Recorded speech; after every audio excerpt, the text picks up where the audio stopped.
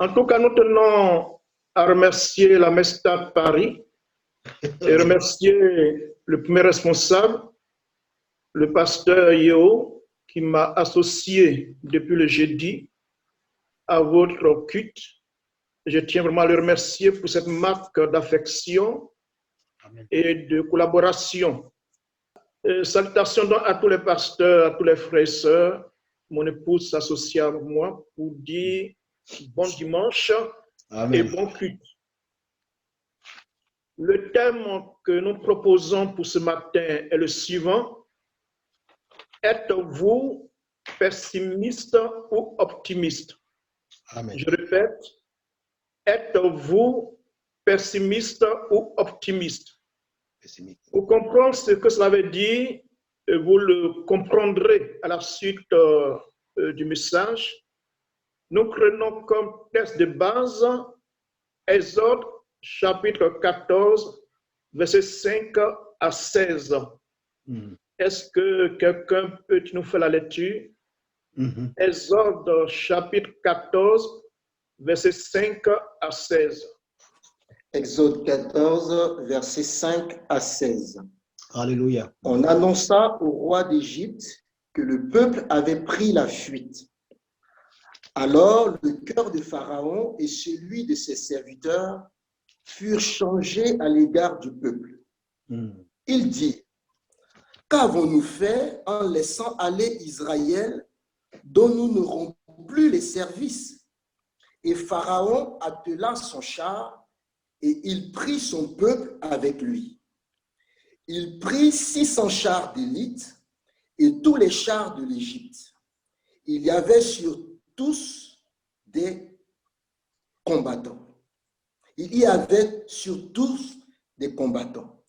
L'Éternel endurcit le cœur de Pharaon, roi d'Égypte, et Pharaon poursuivit les enfants d'Israël. Les enfants d'Israël étaient sortis la main levée.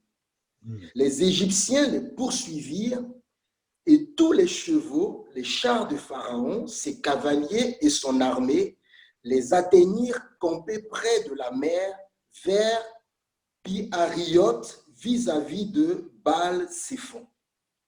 Pharaon approchait. Les enfants d'Israël levèrent les yeux et voici les Égyptiens étaient en marche derrière eux.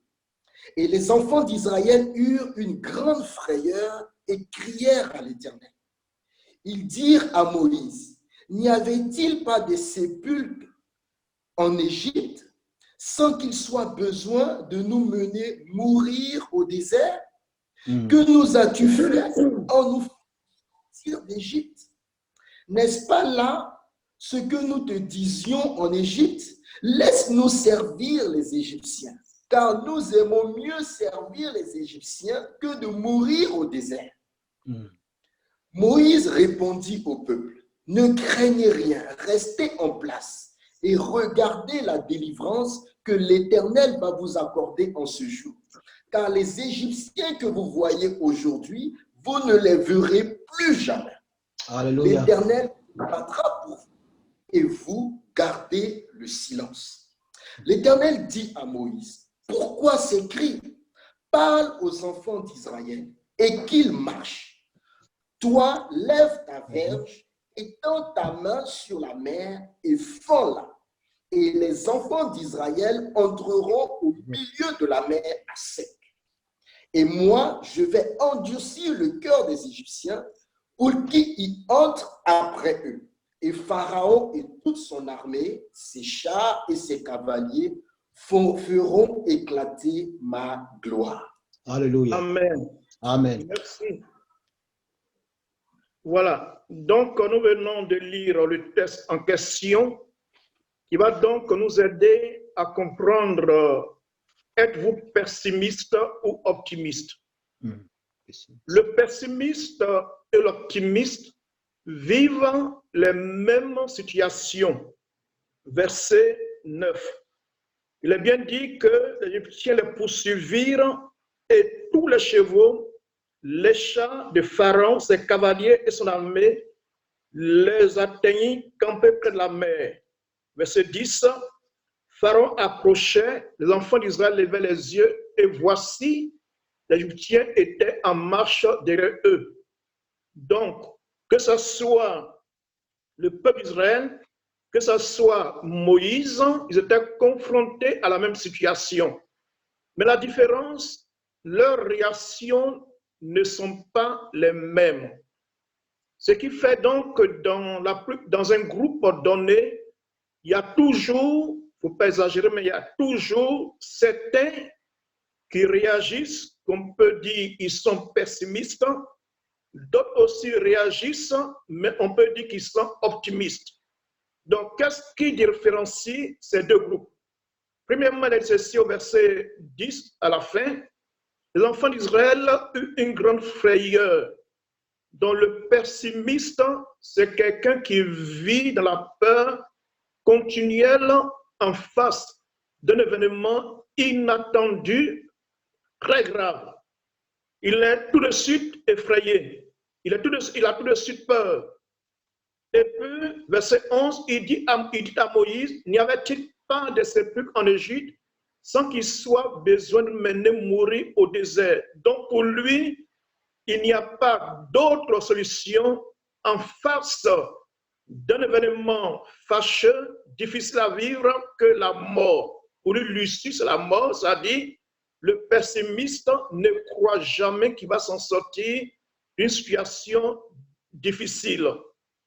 Verset 12, il dit, n'est-ce pas là ce que nous te disions en Égypte, laisse-nous servir les Égyptiens, car nous aimons mieux les servir que de mourir au désert. Le pessimiste n'est pas objectif, parce que ce qu'ils disent au verset 12 n'est pas vrai.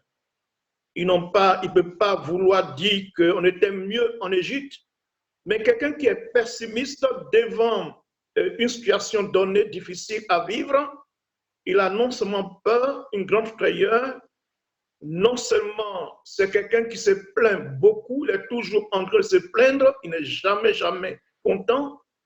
Ensuite, pour lui, dans un problème, il n'y a jamais de solution. Il ne voit que la mort, il ne voit que la fin, une fin désastreuse. Il ne voit pas de solution du tout, le pessimiste. Et puis, il n'est pas objectif. Maintenant, l'optimiste, verset 13. Je répète que les deux groupes vivent la même situation. Ils sont dans les mêmes conditions. Ce n'est pas des groupes différents qui sont ailleurs. Ils sont dans la même situation, les mêmes problèmes, mais leurs réactions ne sont pas les mêmes. Verset 13. Moïse répondit au peuple, ne craignez rien.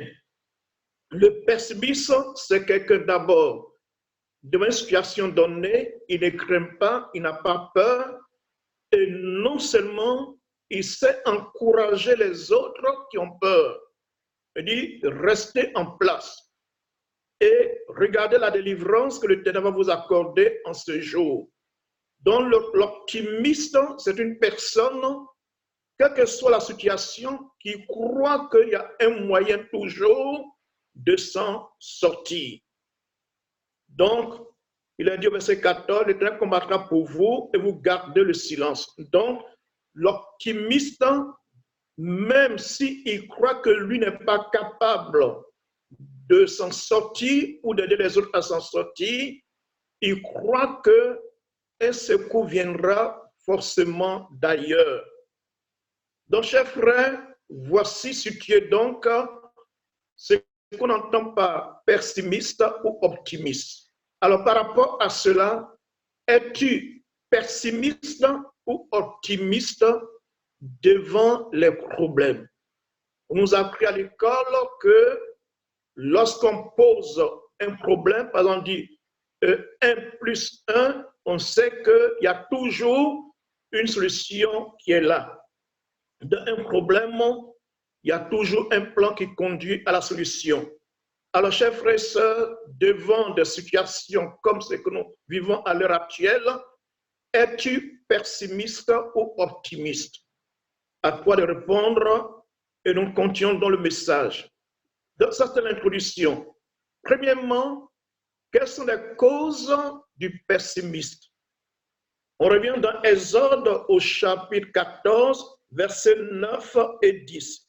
Il est ceci, les Égyptiens les poursuivirent et tous les chevaux, les chars de Pharaon, ses cavaliers, son armée, les atteignirent campés près de la mer. Près de la mer. Donc, quelles sont les causes du pessimiste? Premièrement, il est dit que l'ennemi les poursuivit et les atteignait campés près de la mer. Donc, c'est le fait que le roi Pharaon et son armée, Dieu les a libérés de leurs mains.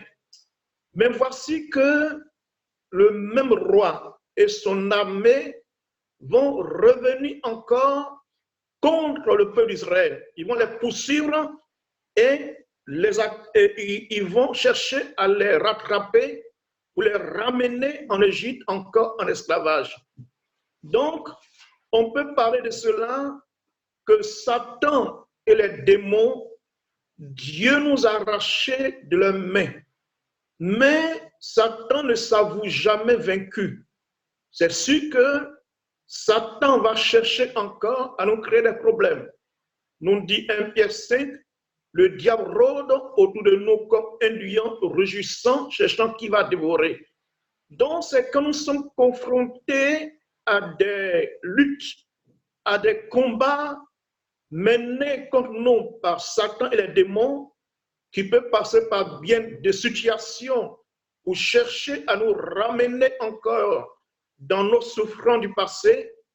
Quand nous sommes confrontés à une telle situation, alors notre réaction pour les pessimistes, c'est qu'ils croient qu'ils ne vont jamais s'en sortir. Deuxième cause du pessimiste. Dans Matthieu, au chapitre 8, après le verset 18, ensuite le verset 23 et le verset 24, Jésus a dit à ses disciples, ses apôtres, passons à l'autre bord. Donc, ils montent dans une barque, alors qu'ils ne s'y attendaient pas. Le temps était très beau, donc pour eux, ils ont fait une traversée assez tranquille, sachant que le bateau sur l'eau, c'est formidable, mais quand l'eau est dans le bateau, alors ça devient compliqué. Alors, il a dit, là, une grande tempête, une si grande tempête s'éleva sur la mer. Et c'est là qu'on va voir deux groupes de personnes, deux sortes de réactions. On voit donc les apôtres qui réagissent, mais comment ils réagissent devant donc la tempête? Ils sont agités et ils disent au Seigneur, réveille-toi, nous sommes en train de périr. Donc toujours le pessimiste voit toujours la fin, toujours une fin désastreuse, une défaite, que ça a toujours mal fini. Vous voyez, il n'est pas intéressant de marcher avec des gens qui sont pessimistes parce que ce sont des gens qui ont des paroles qui découragent, des paroles qui nous empêchent d'avancer dans la vie, des paroles qui nous font toujours aller en arrière, rétrograder. Mais alors qu'il est ceci que Jésus aussi vit la même situation, la même tempête, il était dans la même barque, et pourtant il dit que lui, il dormait. Donc, chers frères et sœurs, une fois de plus, quelle est ta situation? Es-tu pessimiste ou optimiste? Deuxièmement, comment reconnaître un pessimiste et un optimiste? On vient de le voir, il y a d'abord par sa réaction, par son attitude et par ses paroles. On vient de voir dans Exode 14, verset 11, ils dirent à Moïse, qu'est-ce qui sort de la bouche d'une personne qui est pessimiste? Ce qui sort est négatif, n'est pas encourageant. L'optimiste, au contraire, Exode 14, verset 13, Moïse répondit au peuple, ne craignez rien. L'optimiste, c'est une personne qui sait encourager les gens à ne pas baisser les bras, mais à toujours avancer. Ça doit être l'attitude d'un homme de Dieu, d'un pasteur, d'un serviteur de Dieu. Il doit savoir encourager le peuple dans les moments difficiles. Ça doit être l'attitude d'un père de famille, d'une mère de famille. Elle doit savoir encourager les enfants quand ils sont découragés, ils sont dans la peur. Vous savez, lorsque tu es enfant, lorsqu'on a peur, on va se réfugier dans les bras de nos parents et ils savent nous encourager pour que la peur ne soit pas dans nos vies, dans nos cœurs. Un leader, quel qu'il soit, politique ou autre, doit savoir, dans les moments difficiles, encourager son peuple à ne pas baisser les bras, mais aller de l'avant. Donc, un leader, d'une manière générale, doit être quelqu'un d'optimiste et non pas de pessimiste. Nous continuons, donc nous sommes en train de voir, deuxièmement, comment reconnaître un pessimiste ou un optimiste. Ce n'est pas la réaction qu'ils ont, l'attitude qu'ils ont ou le langage qu'ils tiennent. Dans Nombre 13, verset 31, après avoir exploré les 12 espions, exploré donc le pays de Canaan et qui sont revenus de la mission, deux groupes vont se dégager. Un groupe dit, ils étaient 12, dont il y a 10 qui disent, dans Nombre 13, 31, nous ne pouvons pas monter contre ce peuple car il est plus fort que nous. Donc, avant même de commencer le combat, le pessimiste avoue d'avance sa défaite. Verset 4. Ils disent, retournons en Égypte. Le pessimiste pousse toujours le peuple pour lui-même à retourner. C'est-à-dire, ce n'est pas quelqu'un qui avance, qui progresse dans la vie. Et on ne peut pas prendre la vie spirituelle. C'est quelqu'un, malgré toutes les années passées dans l'église, c'est quelqu'un qui n'évolue jamais sur le plan spirituel. Il est toujours au même niveau, car il ne fait rien pour avancer. Toujours, il marche comme la femme de Lot, en courant, il regarde toujours en arrière, regrettant ce qu'il a laissé, ayant peur d'affronter des combats. Et l'autre groupe, composé donc de 2 personnes, Caleb et Josué, Nombre 14, verset 8, dit ceci, « Si l'Éternel nous est favorable, il nous mènera dans ce pays et nous le donnera. » Vous voyez, l'optimiste sait qu'ils sont plus forts. Ils voient qu'il y a une armée puissante devant eux, mais il a une autre réaction devant le même événement. Il dit, si l'Éternel nous est favorable, il nous mènera dans ce pays et il nous le donnera. C'est quelqu'un qui a une mentalité de vainqueur, qui croit que c'est vrai, ils sont forts, mais on n'est pas seul. Donc, tranquillisons-nous, allons-y, ça va marcher, vous voyez. Donc, c'est quelqu'un qui vit la même situation, le même combat, mais qui croit en la victoire, même avant d'avoir commencé. Dans Juge, une autre réaction ou attitude qui est pessimiste ou optimiste, dans Juge, au chapitre 6, verset 13, Dieu dit à Josué, maintenant l'Éternel, Dieu parle à Josué pour dire, il le choisit pour être le libérateur d'Israël contre l'ennemi Madian. Maintenant, comment réagit plutôt Gédéon, pas Josué, Gédéon? Il dit, maintenant l'Éternel nous abandonne. Il nous livre entre les mains de Madian. Le pessimiste, devant des situations qui ne s'améliorent pas, ça dit, il n'y a pas de changement. Au contraire, ça devient de plus en plus difficile. Malgré ses prières, malgré ses jeûnes, malgré sa consécration à Dieu, il finit par baisser les bras et dit, Dieu nous abandonne, Dieu m'abandonne. Donc il y a des gens qui ne voient Dieu, qui n'adorent Dieu, qui ne louent Dieu, qui ne servent Dieu que quand ils sont bénis dans tous les domaines. Mais dès qu'il y a un problème qui perdure, ils n'ont plus de confiance en Dieu. Ils disent, Dieu m'abandonne. C'est des gens qui veulent que toujours il y ait le beau temps. C'est-à-dire toujours, c'est le printemps, c'est l'été.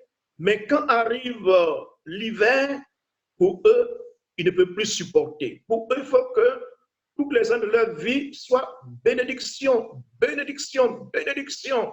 Mais le jour où autre chose vient, alors le découragement les atteigne et ils commencent à croire que Dieu les a vraiment abandonnés. Ça, c'est l'esprit du pessimiste. Et dans Juge 6, verset 15, que dit encore Gédéon? Voici ma famille est la plus pauvre, et je suis le plus petit dans la maison de mon père. Le pessimiste, c'est quelqu'un qui a un certain complexe d'infériorité. Vous voyez, il croit qu'il ne peut jamais rien faire, il est incapable de faire quoi que ce soit, il n'a rien à sa possession, voilà sa mentalité, une mentalité d'une personne qui est toujours complexée, une personne qui a des blessures intérieures et qui ne guérit jamais. Alors, que dit Dieu au verset 12 et 14, l'Éternel lui dit, l'Éternel est avec toi, vaillant héros. Dieu sait qui nous sommes. Dieu connaît nos faiblesses. Il connaît nos difficultés. Il connaît nos imperfections. Et malgré cela, que dit Dieu, vaillant héros. Pas pour Dieu ce qui importe. Ce n'est pas ce que nous sommes maintenant, mais c'est ce que nous allons devenir entre ses mains. Comme il a dit à Pierre, je vous ferai pécher d'homme, je vous ferai. C'est Dieu qui change la vie de l'homme. C'est Dieu qui rend l'homme capable de faire quoi que ce soit. Donc, ne nous sentons pas toujours complexés. Vous voyez, il faut regarder à celui qui est notre créateur. Il sait qui nous sommes et il sait comment changer notre vie pour qu'on soit capable d'avancer dans la vie. Donc, ne marchons pas en ayant les regards sur nous. On ne doit pas avoir un complexe d'infériorité ni un complexe de supériorité, mais laissons Dieu nous juger comme il le faut et ne nous jugeons pas nous-mêmes, surtout négativement. Quand on se juge négativement par rapport à d'autres, on ne fera aucun progrès dans la vie spirituelle, alors ça sera encore plus difficile. Pour terminer, nous étions au deuxièmement. Pour terminer, donc nous partons au troisièmement. Comment peut-on passer du pessimisme à l'optimisme? Gloire à Dieu. On peut avoir été pessimiste devant des situations, mais on doit savoir qu'on peut s'en sortir et devenir optimiste.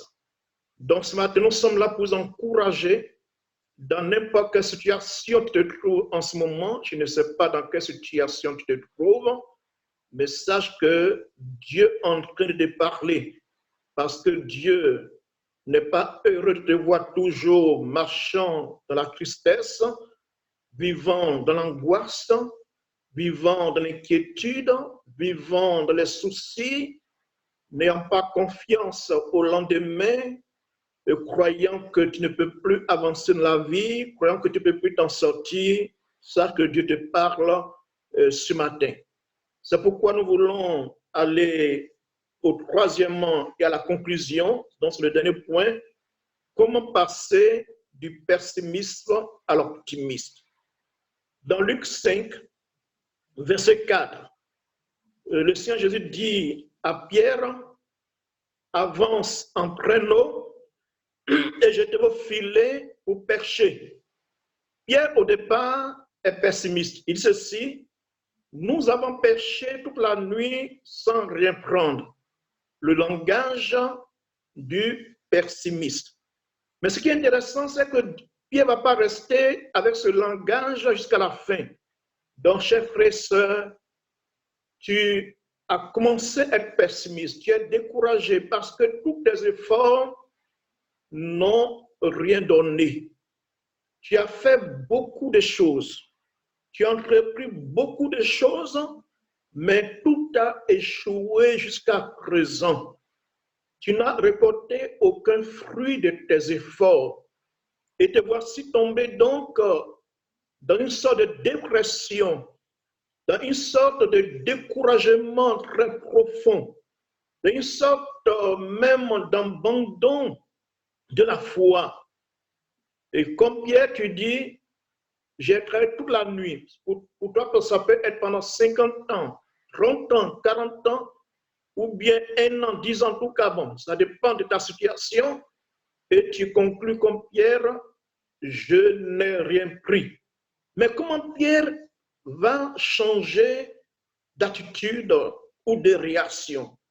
Il dit toujours au verset 5, nous avons travaillé toute la nuit sans rien prendre, mais sur ta parole. C'est-à-dire, je me base maintenant sur ce que toi tu dis, Jésus. Donc, il ne va plus se baser sur ses efforts à lui.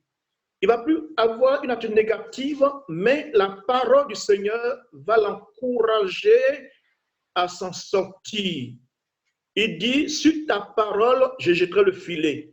Lorsque nous mettons notre foi dans la parole du Seigneur, alors on passe du pessimiste à l'optimiste, parce que la parole de Dieu nous donne d'entrevoir l'avenir d'une manière rose et non plus d'une manière sombre.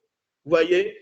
Et ça nous pousse à l'action. Parce que le pessimiste ne veut plus rien faire. Il est partisan du moindre effort. Mais quand Dieu lui parle, il est prêt donc à se mettre en action. Si ta parole, j'ai jeté le filet, et quand on obéit à ce que Dieu dit, quand nous agissons selon les principes divins, ça marche toujours, ça marche toujours.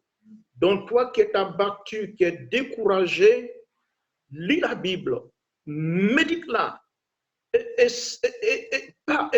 mets ta confiance dans ce que Dieu dit et non pas dans ce que les hommes disent ou bien ce que tu vois ou tu entends autour de toi. Et tu verras que tu t'en sortiras. Il n'y a pas d'autre remède que cela. Deux derniers passages avant la conclusion. Dans Marc au chapitre 5, après le verset 25, il est parlé d'une femme qui depuis 12 ans, non pas 1 mois, non pas 2 mois, non pas 3 mois. La situation que nous vivons, ce n'est que depuis, si on tient compte depuis la Chine, il n'y a que, c'est depuis décembre. Donc, ça ne fait pas 1 an, ça ne fait pas 10 mois, mais quelle est la mentalité des gens à l'heure actuelle par rapport à la situation? Mais elle, depuis 12 ans, elle était malade. Elle a dépensé tout son argent dans les consultations médicales, mais son mal ne faisait que s'aggraver et s'empirer. Il y a de quoi être pessimiste, il y a de quoi croire que c'est terminé, elle va mourir. Mais qu'est-ce qui se passe? Elle dit, ayant entendu parler de Jésus, elle vint par derrière et qu'est-ce qu'elle fait? Elle a pris une résolution pour dire, si seulement je pouvais toucher son vêtement, je serais guéri. Le fait d'entendre parler du Seigneur lui donne la foi d'espérer qu'elle ne va pas rester dans une telle situation. Vous voyez, il y a beaucoup de gens qui vont à l'église, qui croient, bon, on peut croire qu'ils croient en Dieu, mais le problème c'est que ce sont des gens que devant les difficultés, c'est là qu'on voit qui croient vraiment en Dieu ou qui ne croient pas vraiment en Dieu. Parce que leur réaction montre souvent qu'ils n'ont jamais cru en Dieu. Ils viennent à l'église à cause de l'ambiance, à cause peut-être de la communion fraternelle, à cause des chants. En tout cas, ils ont d'autres raisons. Mais leur foi, comme le dit Matthieu 6, verset 46, leur foi n'est pas basée sur le roc. Et dès qu'il y a des intempéries, des vents, des tornades, la pluie torrentielle, alors leur foi disparaît aussitôt. Ayant entendu parler de Jésus, elle vint par, elle s'est dit que si seulement elle peut toucher son vêtement, le bord de son vêtement serait guéri. Et sa foi a produit le résultat qu'elle s'attendait, elle était entièrement guérie. Alors, nous terminons maintenant la conclusion. La conclusion, c'est ce qui importe. Deux éléments. Donc, nous avons vu que pour passer du pessimiste à l'optimiste, il faut s'appuyer sur la parole de Dieu. Deuxième élément, dans 1 Samuel 30, versets 1 à 6, David et ceux qui étaient avec lui ont connu des moments difficiles. Les ennemis sont venus tout brûler dans le village. Ils ont pris tous les enfants, les femmes, ils sont partis pour les biens. Et quand ils sont arrivés, qu'ils ont vu cela, ils ont commencé à pleurer. David aussi pleurait. Donc tout le monde était pessimiste. Mais à un moment donné, David va réagir autrement. Il a dit que David reprit courage en s'appuyant sur l'Éternel, son Dieu. Donc on a vu premièrement s'appuyer sur la parole de Dieu pour s'en sortir du pessimisme. Et deuxièmement, s'appuyer sur Dieu lui-même. Il a dit, il reprit courage, reprends courage, mon frère, ma soeur. Pas n'importe comment, mais en t'appuyant sur l'Éternel, le Dieu vivant et vrai, le Dieu éternel. Et il a pu reprendre courage. En conclusion, nous lisons, quelqu'un peut le lire pour nous, 2 Rois, chapitre 6, versets 14 à 17. 2 Rois, chapitre 6, versets 14 à 17. 2 Rois 6, 14 à 17. Il y envoya des chevaux, des chars et une forte troupe qui arrivèrent de nuit et qui enveloppèrent la ville. Le serviteur de l'homme de Dieu se leva de bon matin et sortit. Et voici une troupe entourait la ville avec des chevaux et des chars. Et le serviteur dit à l'homme de Dieu, « Ah, mon Seigneur, comment ferons-nous » Il répondit, « Ne crains point, car ceux qui sont avec nous sont en plus grand nombre que ceux qui sont avec eux. » Élisée pria et dit, « Éternel, ouvre ses yeux pour qu'il voie. » Et l'Éternel ouvrit les yeux du serviteur qui vit la montagne pleine de chevaux et de chars de feu autour d'Élisée. Amen. Voilà donc le seul prière que donne. Nous ne sommes pas là pour condamner ceux qui sont pessimistes, mais nous voulons faire comme Élisée. Il n'a pas condamné son serviteur qui était pessimiste, mais il a dit au verset 17, Élisée pria et dit, Éternel, ouvre ses yeux pour qu'il voie. Et l'Éternel ouvre les yeux du serviteur qui vit, ainsi de suite. Donc, le sujet que je vous laisse, c'est que nous puissions prier dans ces temps difficiles, il faut le reconnaître pour tout le monde, même pour nous les pasteurs.